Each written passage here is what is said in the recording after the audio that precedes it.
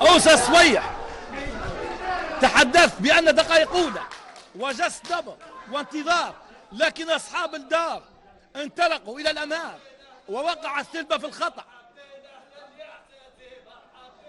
لتكون الكرة أمام هجوم دارنوس. هذه هي الإعادة.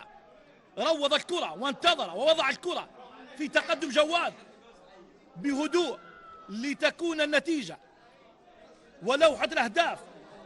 شاهين الجميل هو من خطف الكرة ولعب الكرة. أوس لعب الكرة بكل هدوء داخل شباك فريق الأهلي معلنة عن هدف أول لمصلحة الأنيق دارنوس.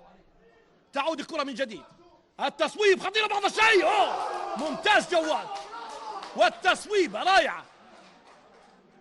دارنوس أفضل، دارنوس أخطر، دارنوس أقرب لإحراز هدف ثاني.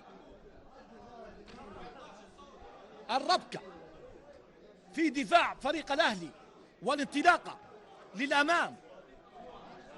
النية واضحة لأصحاب الأرض، الثلاث نقاط وتصليح أو إصلاح وضع الفريق الدرديسي. أنيق درنا وأنيق برقة. دخيل يلعب كرة داخل منطقة الجزاء، تبعد في مرة أولى من الثلبة، تعود مجددا لمصلحة العوامي. الانتظار العوامي في علي دخيل، تفتك وتعود. النايلي للأمام، الكرة لدبوس والإبعاد من علي بوشناف.